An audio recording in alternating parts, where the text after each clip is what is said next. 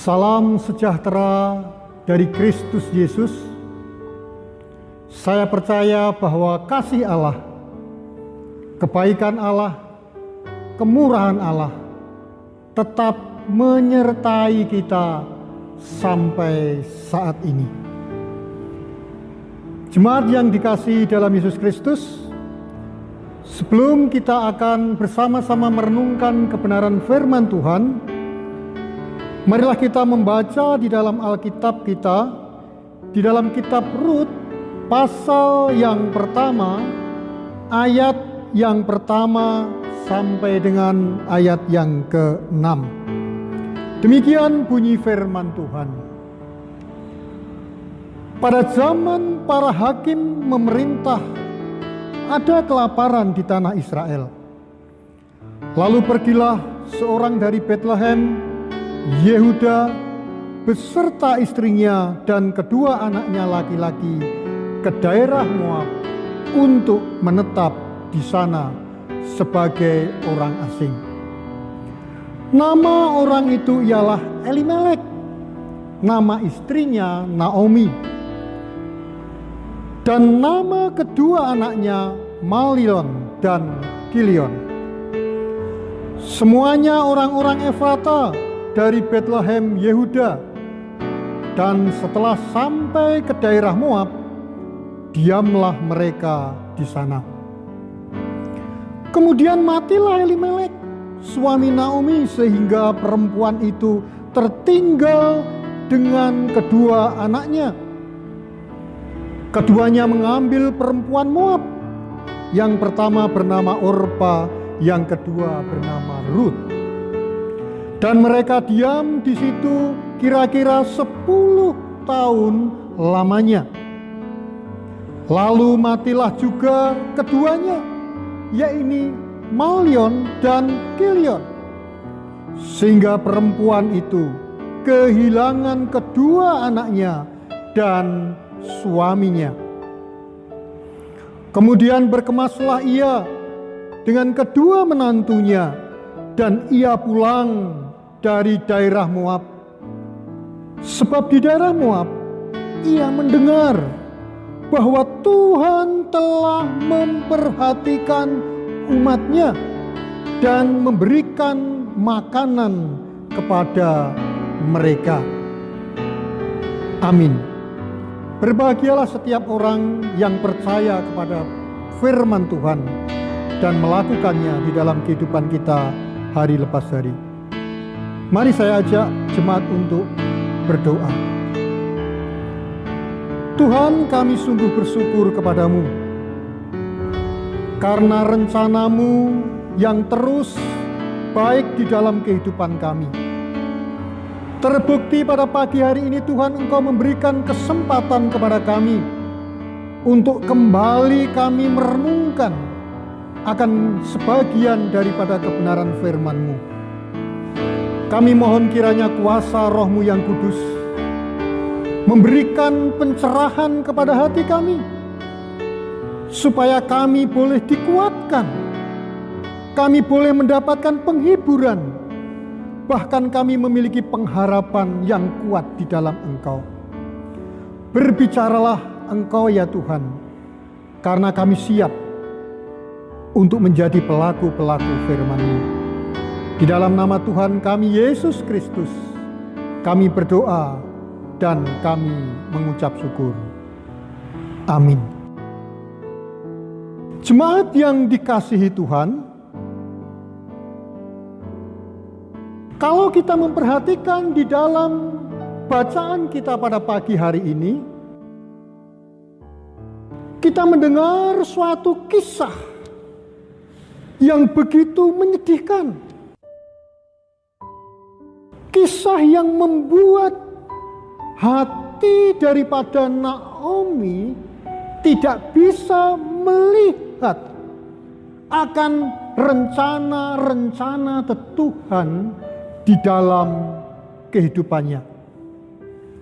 Sehingga pada pagi hari ini saya mengambil tema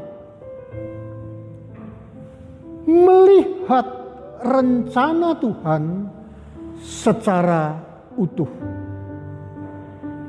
Kita harus melihat rencana Tuhan secara komprehensif.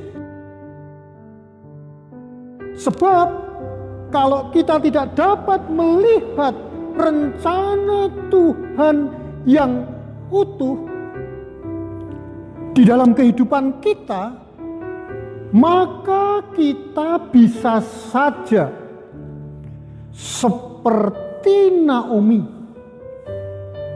yang ketika menghadapi persoalan-persoalan hidupnya,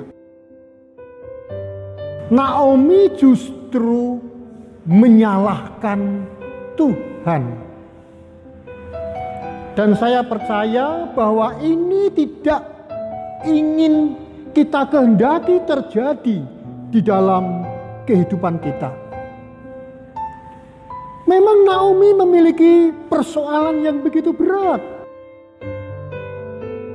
Karena ketika mereka mau pergi ke suatu daerah yang bernama Moab, dia pergi dengan kekuatan penuh. Dia pergi bersama suaminya dan kedua anaknya laki-laki. Ketika sampai di Moab dan kurang lebih mereka hidup selama 10 tahun, apa yang terjadi?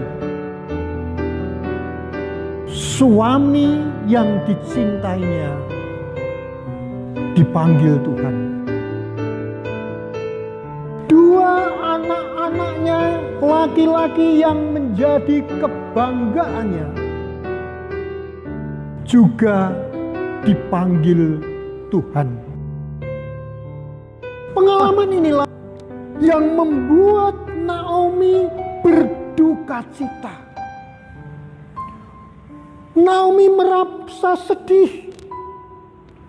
Bahkan Naomi seolah-olah tidak percaya bahwa Tuhan itu adalah Allah yang baik. Nah, sikap Naomi ini mencerminkan, menggambarkan kepada kita tentang peristiwa-peristiwa yang dahulu juga pernah terjadi.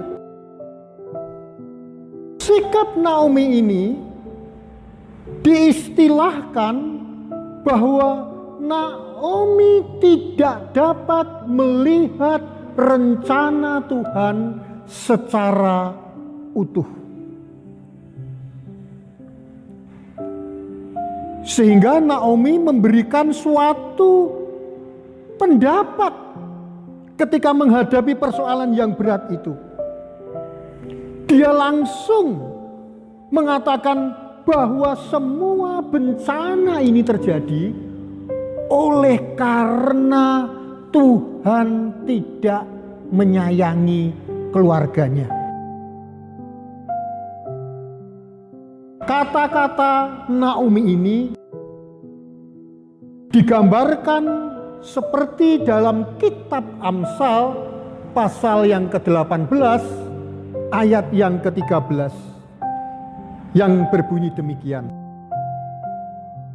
Jikalau seseorang memberi jawab sebelum mendengar, itu adalah kebodohan dan kecelaannya. Naomi belum melihat keseluruhan rencana Tuhan di dalam keluarganya. Tetapi Naomi sudah memberikan suatu jawaban bahwa malapetaka ini terjadi oleh karena Tuhan.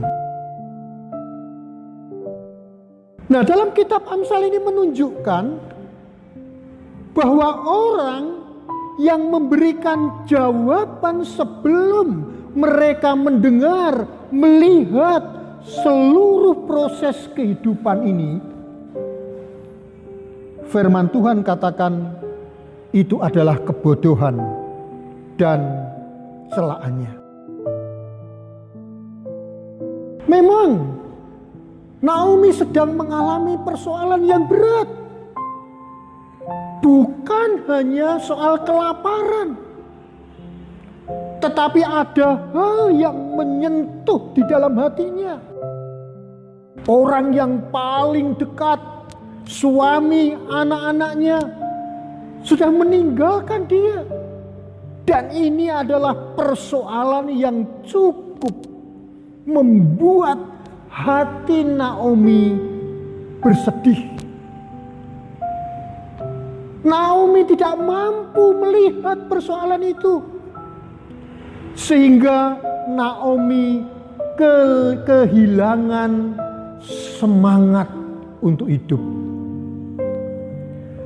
Naomi kehilangan pengharapannya.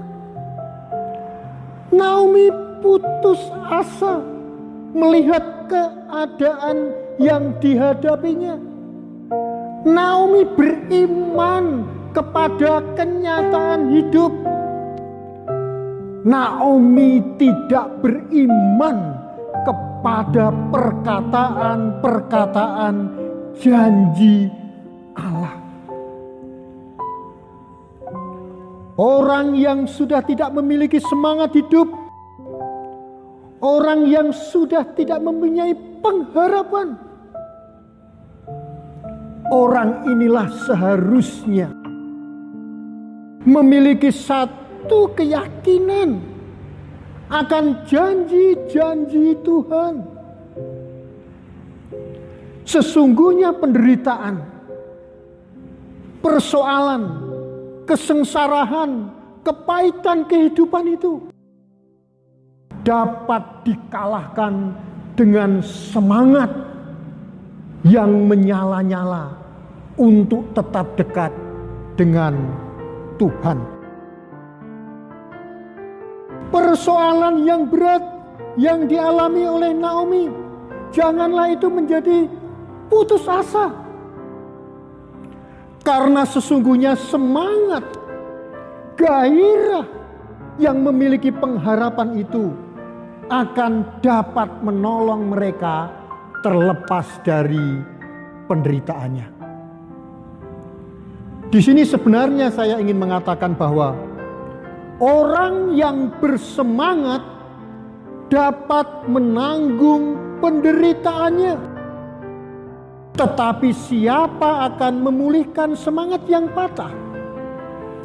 Itulah yang dikatakan Amsal pasal yang ke-18 ayat yang ke-14. Menghadapi penderitaan, menghadapi kesusahan yang terjadi, apa yang harus dilakukan? Kita tidak boleh putus asa. Itulah yang dinasihatkan Tuhan kepada kita. Yang kedua, Ketika Naomi melihat kenyataan kehidupan yang begitu berat,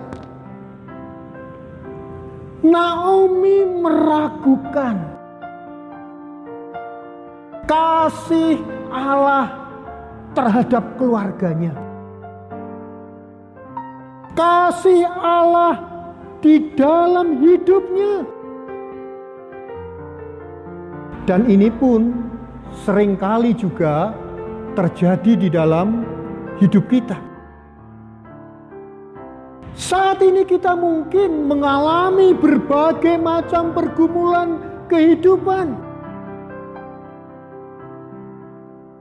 Dahulu kita memiliki pendapatan 100% gaji.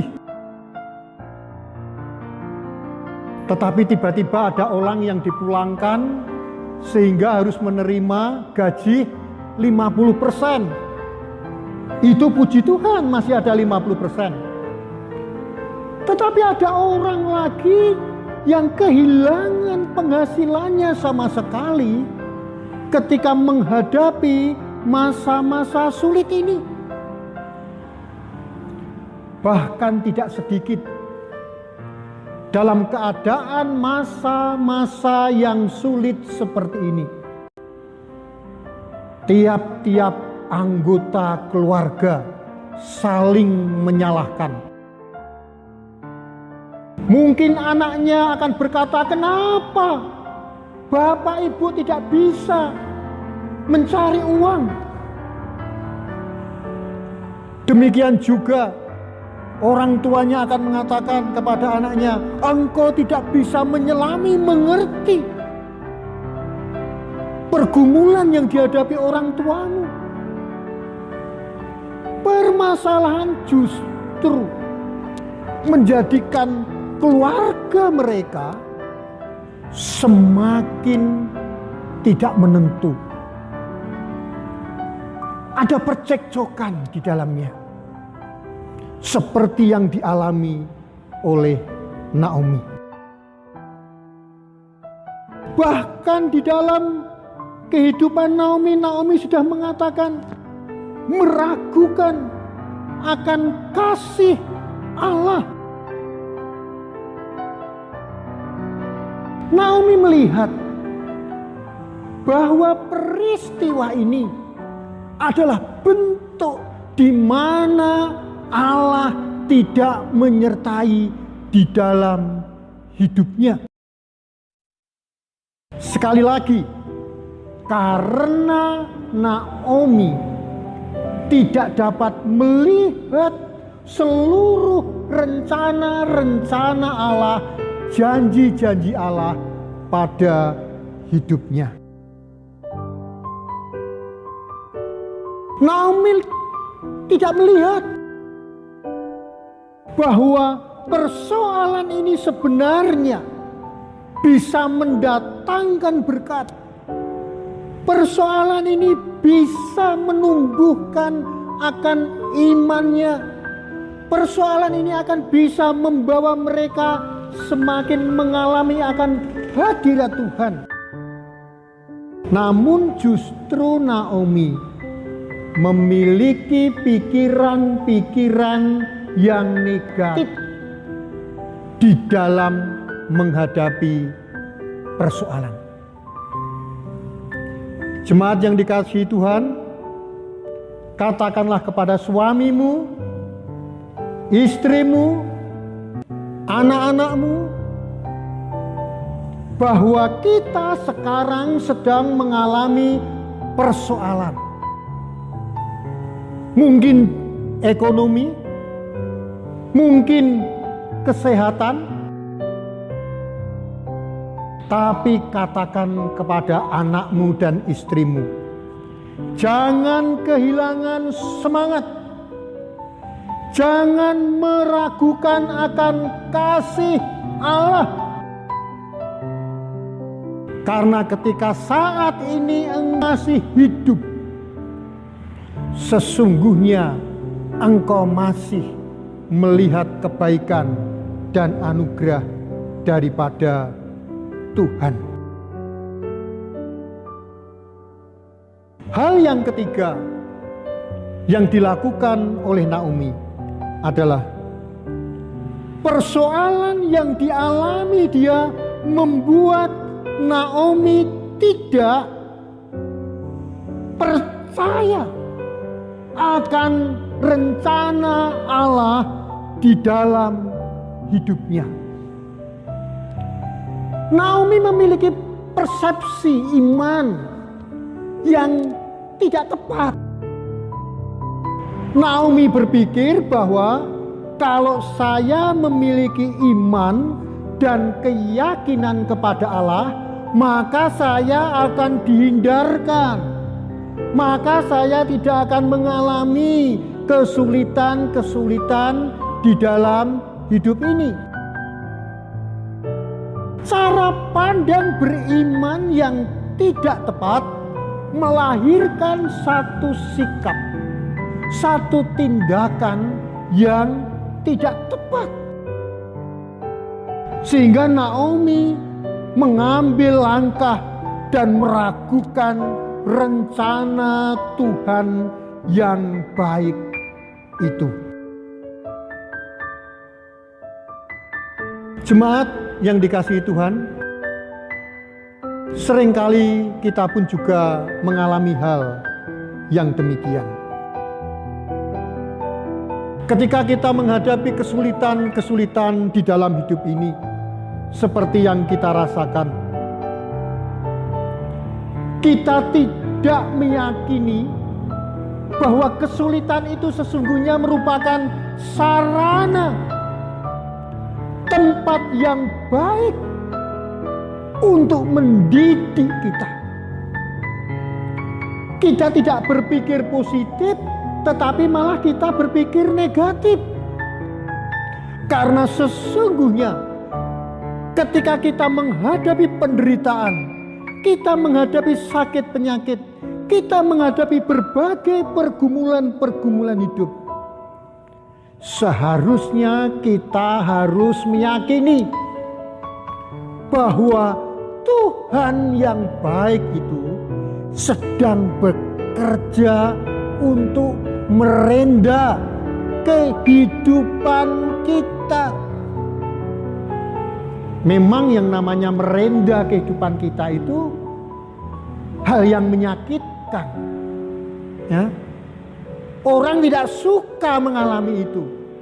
Tetapi sesungguhnya ketika Tuhan sedang memproses kehidupan kita itu, Tuhan sedang mengajarkan hal yang baik.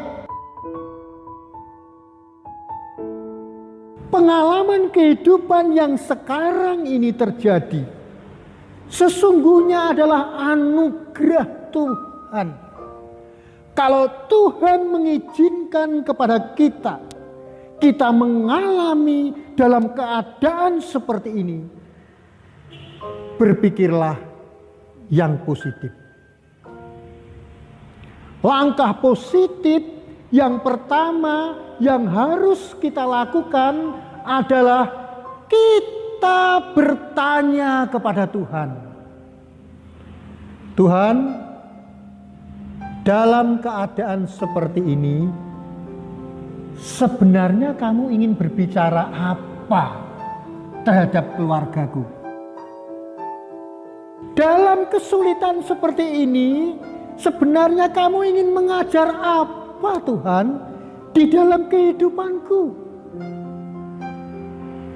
Nah, ketika kita mampu bertanya Tuhan dan memiliki pikiran yang positif, maka kita cenderung ingin mendengarkan suara Tuhan. Kita cenderung ingin mendekatkan diri kepada Tuhan. Jangan seperti apa yang dikatakan dalam kitab Amsal 18 ayat 13. Memberi jawab sebelum mendengar. Nah, itulah yang dilakukan di dalam kehidupan anak-anak Tuhan sekarang. Belum mendengarkan suara Tuhan, belum bertanya kepada Tuhan, sudah memberi jawab. Sama seperti Naomi. Yang kedua yang harus kita lakukan, ketika kita dengar akan suara Tuhan, kita harus percaya dengan perkataan Tuhan itu dan menghidupi perkataan-perkataan Tuhan itu di dalam kehidupan kita. Kalau di dalam bacaan tadi dikatakan bahwa ketika Naomi pulang ke Bethlehem bersama satu menantunya, ya, Naomi, ya, kita bisa melihat di sini orang gempar di Yerusalem dan mengatakan, itukah Naomi? Itukah Ruth? Memang nama Naomi itu sebenarnya indah. Nama Naomi itu artinya menyenangkan. Tetapi ketika orang Yerusalem melihat Naomi dan mengatakan, itukah Naomi? Karena di dalam dirinya ada kepahitan, sakit hati kepada Tuhan. Naomi dengan lugas mengatakan, jangan panggil aku Naomi, panggillah aku Mara, yang artinya kepahitan. Naomi berani mengubah namanya sendiri. Dari nama yang artinya menyenangkan, diubah oleh Naomi menjadi nama yang tidak bagus, yaitu kepahitan artinya. Nah, jemaat yang dikasihi di dalam Yesus Kristus, sikap yang dilakukan oleh Naomi di dalam bacaan kita dari pasal 1 ayat 1 sampai ke 6 ini memang belum lengkap. Sehingga saya memohon kepada jemaat untuk membaca pasal-pasal selanjutnya supaya dapat melihat rencana Allah. Karena di akhir perjalanan kehidupan keluarga Ruth dan Naomi ini, ternyata keluarga Naomi ini menjadi keluarga yang luar biasa. Dalam sejarah kehidupan kita melihat Daud. Siapakah Daud itu? Daud adalah silsilah dari anak Boas. Dan Daud bisa menjadi raja yang besar. Tetapi pada waktu itu Naomi tidak melihat rencana akhir perjalanan kehidupannya. Nah, ayat ini, bacaan ini, renungan ini sebenarnya ingin mengajarkan kepada kita, jika kita sedang ada di dalam kepahitan kehidupan, entah itu dengan orang lain, dengan anggota keluarga kita, atau dengan saudara-saudara kita, maka kepahitan itu tidak akan menolong kita untuk dapat melihat rencana Tuhan. Tetapi kita justru diajak oleh Tuhan untuk kita merenungkan kebaikan Tuhan yang sedang Tuhan kerjakan di tengah kesulitan itu. Karena sesungguhnya di tengah-tengah kesulitan itu ada peluang yang besar, ada anugerah yang besar yang ingin dan akan diberikan kepada kita, dan kita menunggu anugerah itu. Di dalam kesulitan, di dalam penderitaan yang harus kita lakukan, janganlah kita berpikir yang negatif terhadap Tuhan, tetapi tetap percaya akan janji-janji Tuhan. Karena waktu Tuhan, rencana Tuhan tidak pernah mendatangkan kecelakaan kepada kita. Rencana Tuhan selalu baik bagi kehidupan kita.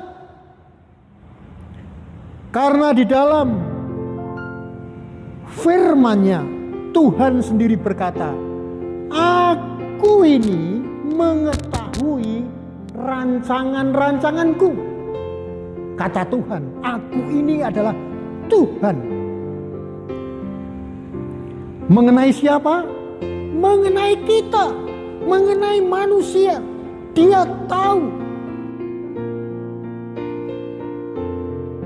Yaitu rancangan damai sejahtera dan bukan rancangan kecelakaan.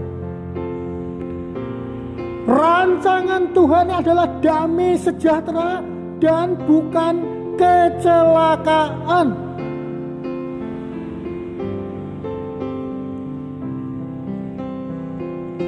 Dan rancangan yang membawa kepada pengharapan,